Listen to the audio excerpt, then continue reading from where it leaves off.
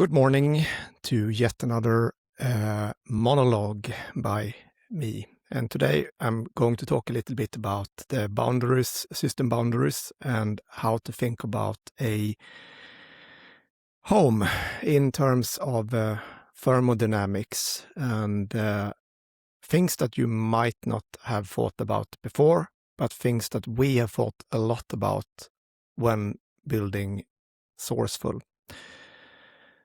So the meter is the membrane will be the main topic for this talk.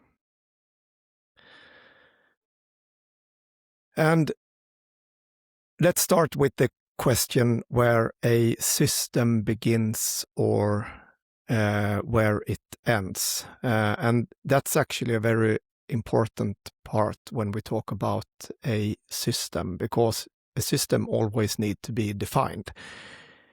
And this very much goes for an energy system. So we have to start there. Where does it begin and where does it end? If you do not define this stuff, it will be almost impossible to make any meaningful kind of control or logic on top of this. So that goes for like all engineering principles. You need to define what you want to do and you need to define the boundaries. And I put in some quotes from ChatGPT during the way, but this is from Ludwig von Bertalanffy, the father of systems theory. And he said, "The boundaries of a system are not given in nature, but are determined by the observer." And in energy, the boundary is not arbitrary. It is physical and it's real. It's not also legally enforced. These are not actually linked to billing or what you pay for your kilowatt hours and such. When we talk about the boundary, we need to define the system. And the single point of contact. So imagine now that you live in a house, in an apartment. You are as a homeowner. It could also be an industry, a factory, or whatever. We have the electrical grid, the whole grid, like the whole system. That's part of a greater system, but now we're going to define a smaller part of that system. And the interconnection between the grid and your system is the electricity meter, the meter. And this is often also called the point of common coupling, PCC, in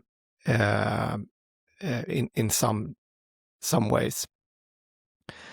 And this could also be called not just a billing device. It is used for billing you for your energy.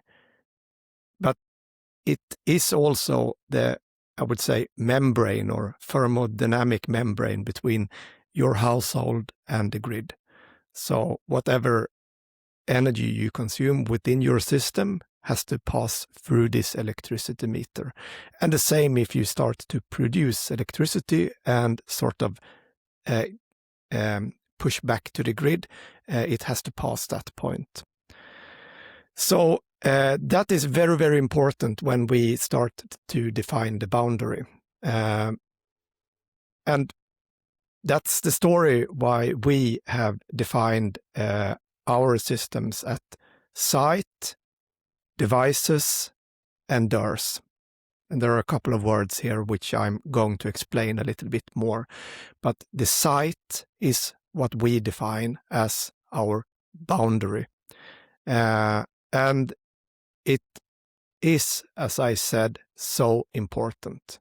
You need to define the system, and a site in many cases will be the household, your house, you could say.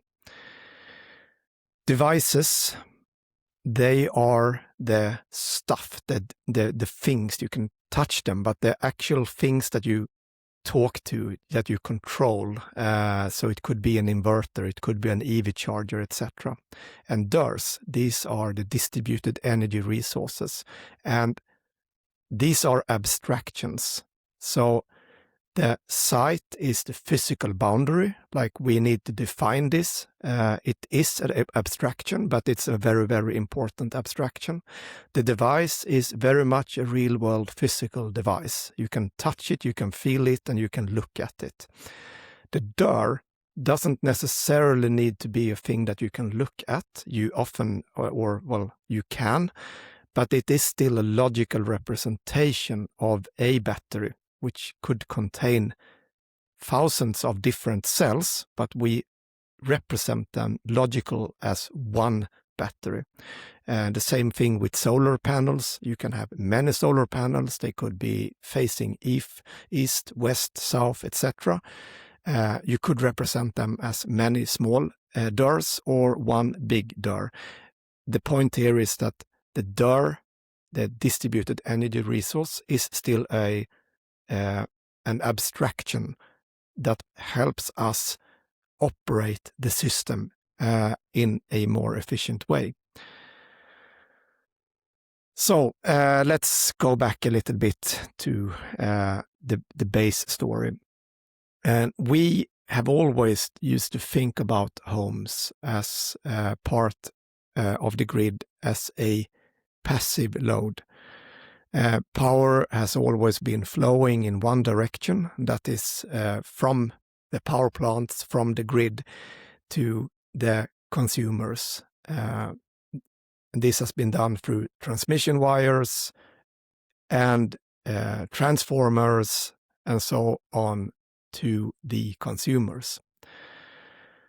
The home was a consumer, end of story. So this made the system, the greater system, the energy system, and the homes more statistically predictable. So you could model a neighborhood as an aggregate of all this individual behavior and get a pretty good prediction on the consumption. So you could forecast this with a reasonable accuracy. The individual home in a greater system doesn't matter very much because each individual home didn't do very much interesting stuff. It's more or less the same. So the thing that have happened and is happening is that we are shifting this thesis a bit when we start to get more devices that, for one, aren't just a passive consumer. We also have different behaviors. We have new loads that are coming, which we didn't have before, such as electric vehicles, which consume a large amount of energy in a quite long time when you charge it overnight or during the day. And you also have installations of batteries which can store energy, which have never been possible before in the same extent. And you also have energy generation devices such as solar PV popping up in houses, I would say, in the end nodes of the system. So what I would say was the first part of this story is that when we started to install these devices, we started polling Modbus TCP registers. And that has been the story of us at Sourceful as well. And I think this is also the story that we have been seeing in the greater sense of the industry and what has been happening, is that first you start with looking at the data. And we've seen this evolution also in just utilities installing smart meters. It's been about, let's catch the data and make that more granular, and then you can derive insights from that data. But that's not enough. Just knowing the data doesn't give you all the tools needed for actually making the system better. It's one part, but not the whole part. So I would say the data itself, that is knowledge of the system, is not enough. We get some telemetry from, I would say, inverters. We might get telemetry from a utility meter and so on. It works, but homes are pretty much quite boring. Before we started adding solar, batteries, and EVs. So this creates some excitement. We do now get a little bit more or less boring energy systems. So more unpredictability as we are also producing power. So the meter could now spin backwards and not just go in one direction. We might have a home that is producing and it wasn't before because of solar panels. We might have homes that are using a large load of energy because they're charging their car in preparation for a longer trip they're taking on a Saturday morning. And that's getting, I would say, a lot harder for a statistical model to cover all these new use cases. And the same thing is that if you do have a battery, you might want to store energy when the prices are cheap or when the sun is shining. And then the thing that actually happens with the battery is that you might have, you only have a certain amount of kilowatt hours, that is energy that you can store in the battery. So let's say that the sun is shining, you're storing energy in your battery, and what happens on your electricity meter is that it might actually be not flowing energy out from the system or into the system. It's more or less zero consumption. So the energy company, like the grid, the larger system, they see your unit, like your system, as something that is just idle. It doesn't flow power into the system, and it doesn't flow power from the system. That is because you might be charging your battery, and any load that you have, when you're cooking food or watching TV or ironing or whatever you're doing, is balanced also by the solar PV generation.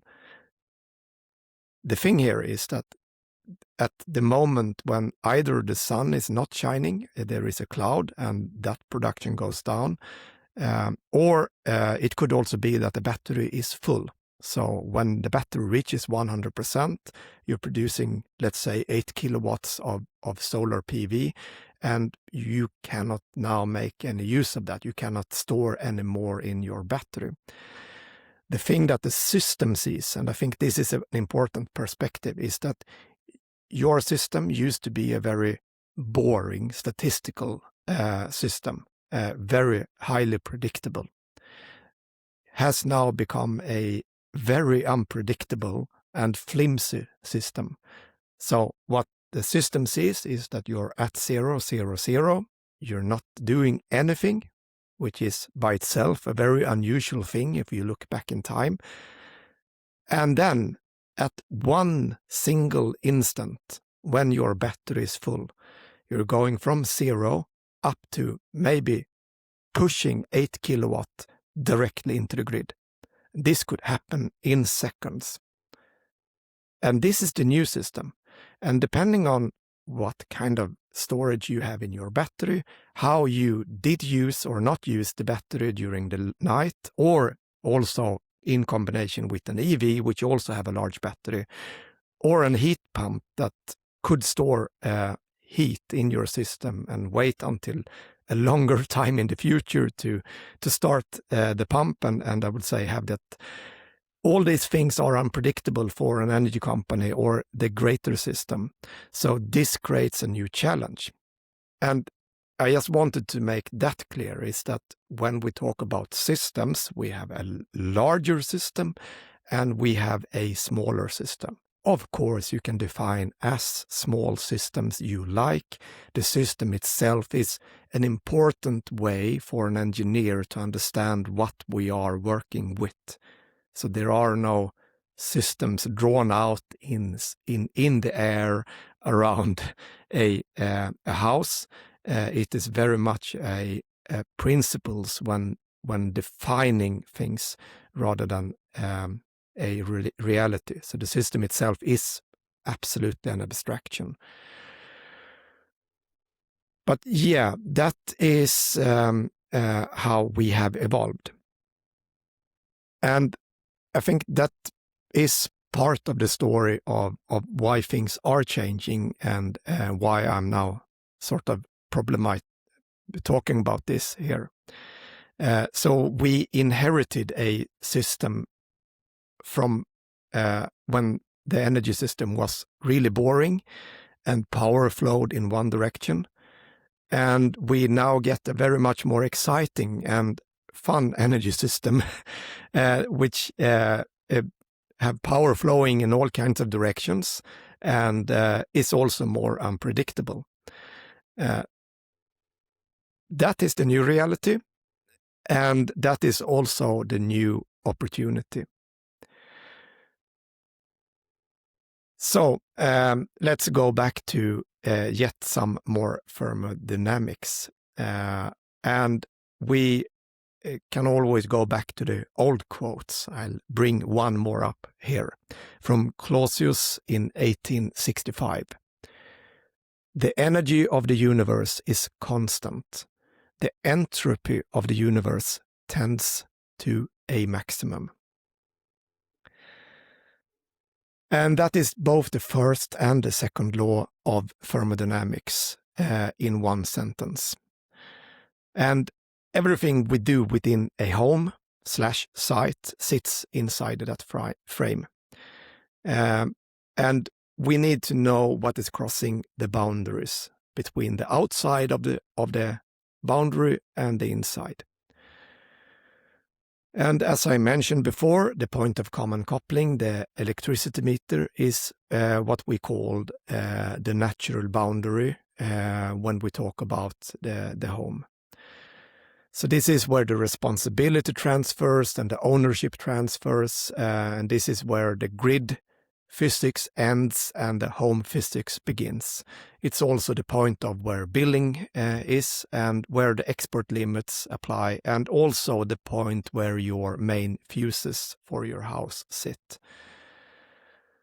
So, and the boundary of a system is where both information and control meet, and the meter is exactly that. So once you define the boundary, the right question is not what is my inverter doing, it is what crosses this boundary when and under what constraints. So the grid doesn't care about your inverter topology. It doesn't care if you have 3 batteries or 1 battery or even solar, which vendor you have at your heat pump. The grid cares about what happens at the net flow at your meter, the magnitude, the direction, and the timing. So what we are optimizing for is what happens at that point, the grid meter. And it is from the grid perspective. So, yes. Let's go further. I have some notes here. I'm just going to get back to the accounting. So the first law of thermodynamics is conservation, that energy doesn't appear or disappear. It just moves and transforms. And we also, like universe, sort of keeps a book on energy. the interesting thing about energy is that this, both power and energy, is one of the things that I think most people that are not engineers have a quite hard thing to even separate and understand. So when you talk about kilowatts or kilowatt hours or joules or watts, etc., these things are often confused. People talk about power and energy, and they confuse them for one of each other. So I'm not going to make a long lecture about that, but it is a very big difference. And I think the easiest analogy, which I often sort of tell people when they are confused about these things, is that when you drive your car, you can look at a speedometer and say that you're driving a certain speed, and I would say that would be equivalent to power. And then if you drive a certain distance, that would be equivalent to, I would say, more of the energy. It's always useful to talk about energy. Power is just energy derived over time. So that is just the time derivative of energy. So in some essence, we don't need to necessarily talk about power at all. What we need to talk about is energy. And even more academic, I would say, thought is that what is energy? We talk about that energy is conserved and it can't be destroyed, and it's always in the universe sort of keeps a book on energy. We talk about energy all the time. But energy is a very, very abstract term. You can't touch energy, you can't see energy, you can calculate I would say, engineering's systems with the basis of using energy as a tool. But energy is still something that is highly abstract. It's something that we talk about that if it were for real, but it is somehow just a way for us to calculate stuff in the universe. The same goes for entropy. So have that in mind, that it's, I would say, when we talk about energy, that is really the only thing that matters. Power doesn't matter very much because power is just energy derived over time. But energy is still something that is abstract. You cannot smell it, you cannot touch it, you cannot see it. It's a way for us to calculate useful work, I would say. Yes. So, and this is defined by the first law in thermodynamics, is that the energy is just moving between, I would say, different forms. You always define the energy amount as constant is in the universe. That goes not for entropy. And energy is not worth the same. That if you link this with entropy. But I'm not going to dive into that discussion now. I think that will be for a later episode. But to keep that very simple, like the energy that goes in, that is within a system and within the boundaries, if it doesn't leave the boundaries, is always, I would say, the same. And then it can transform between different forms. Yes. And the first law, that was that energy was conserved, and the second law is often a law that is hard to understand, and what I would say where most energy software ignore totally.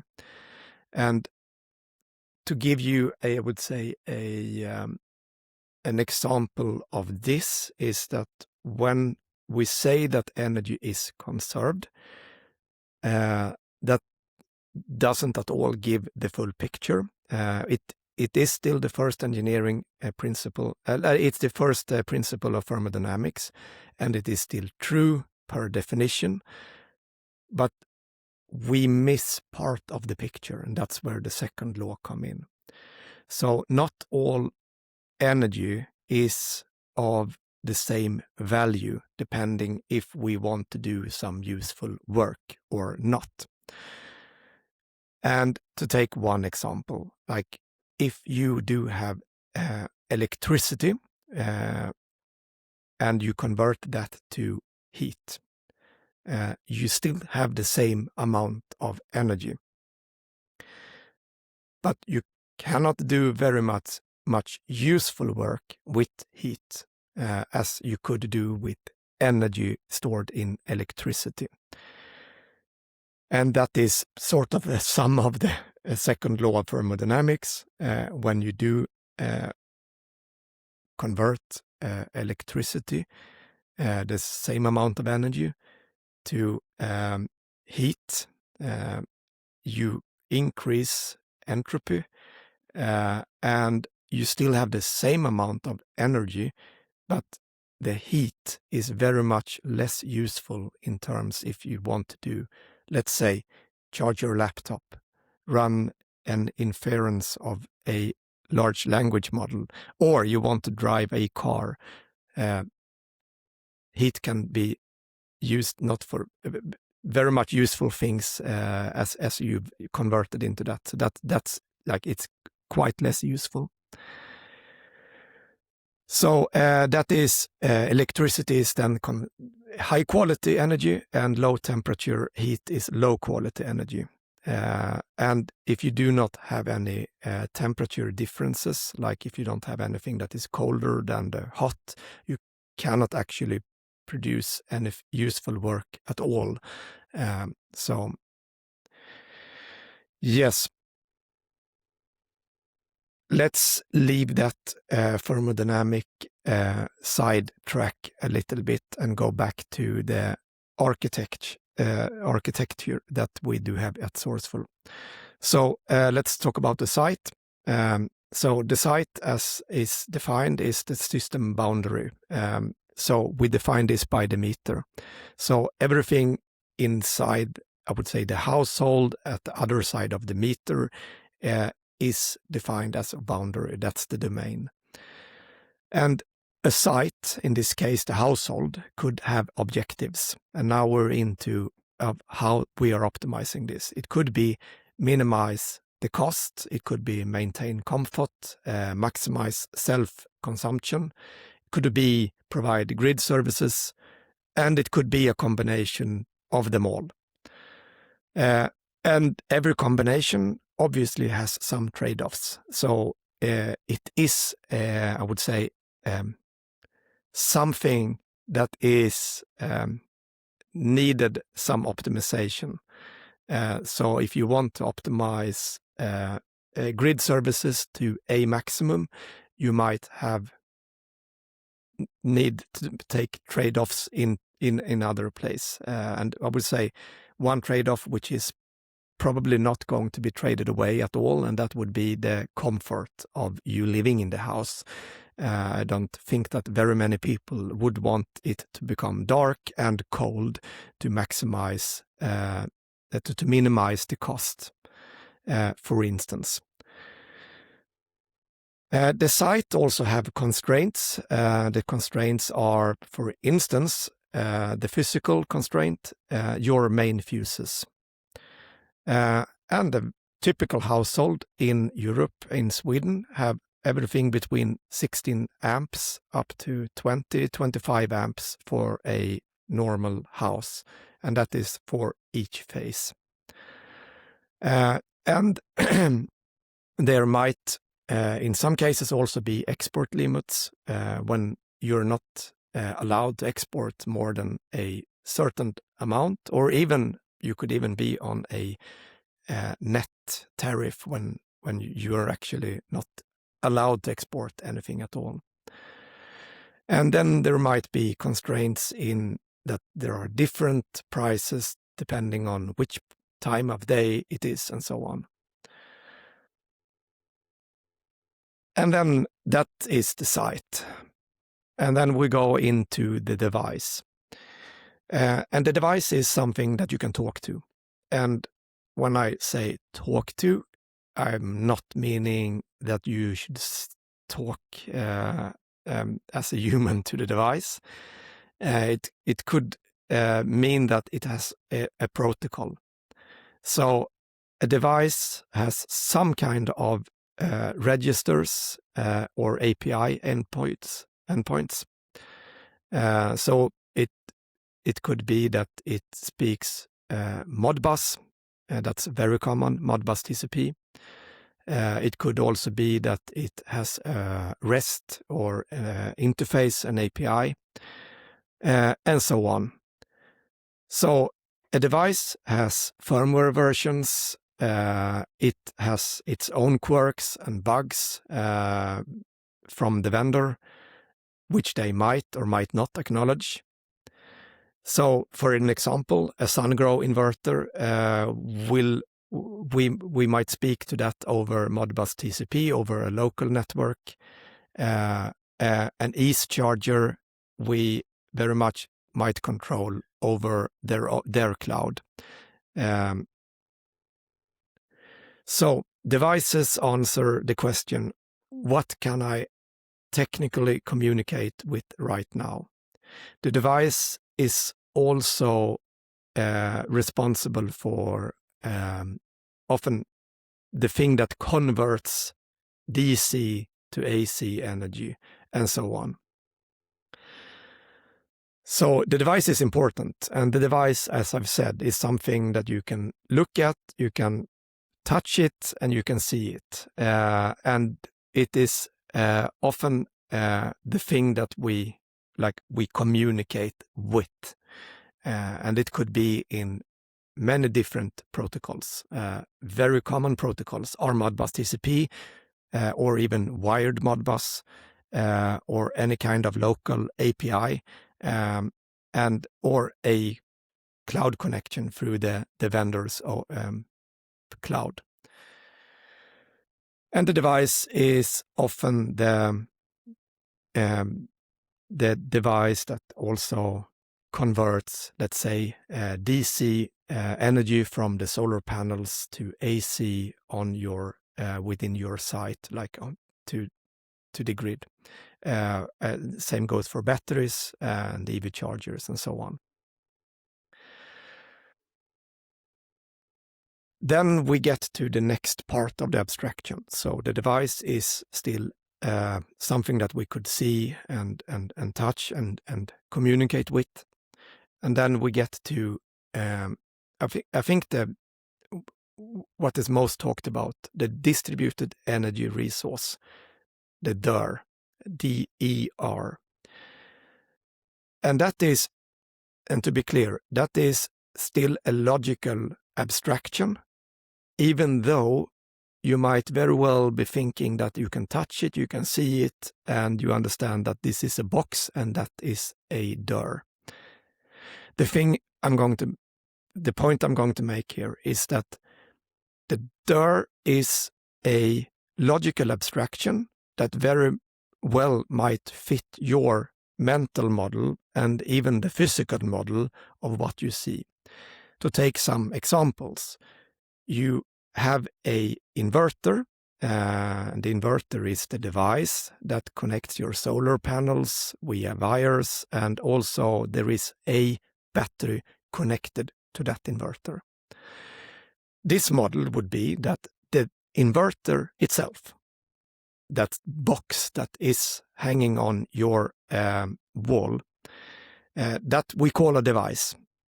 That is also the device that is doing the communication to sourceful energies network, how we send and read control signals and so. And then you look at the different devices, the different other things. You look at the battery, and that's also a big box. It's connected with wires. It also needs communication to the inverter, and there are power lines.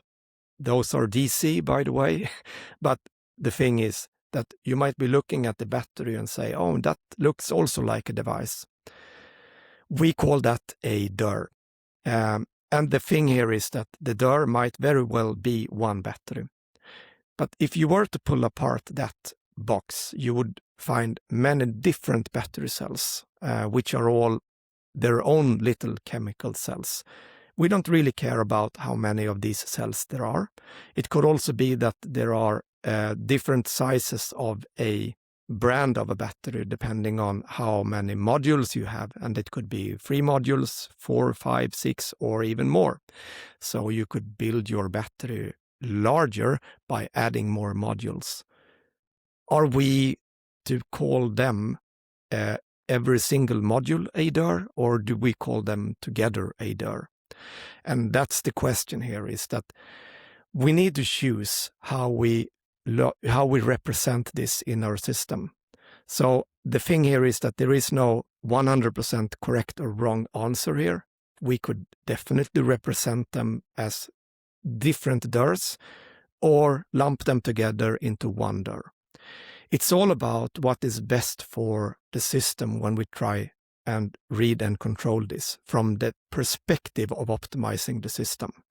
So it often makes very much sense is if you have a battery that is of a certain brand and it can push and pull, I would say, a certain amount of power and be, I would say, controlled as one unit. Then we call that as one dir. If you are to install more batteries, maybe you have a different brand of battery that have different properties. It needs, I would say, more time to warm up. It cannot push the same amount of power in and out and so on. Well, then it might make sense to actually lump that into one dir. And then we have 2 batteries, which is one dir for one brand and one dir for the other brand. But it also is not wrong by the assumption that we could very much pull these 2 dirs together, have them controlled by one unity and make a model of them both operating as one dir. The same goes for solar panels. So you might have solar panels on your roof, south-facing. And to be clear, often solar panels are installed in different, with different optimizers and in different sections. So if you have, for instance, 20 solar panels on your roof, which is, I would say, a quite common number in the Nordics, 10 of these might be on one optimizer and one, I would say, tracker into your inverter, and the other 10 on one.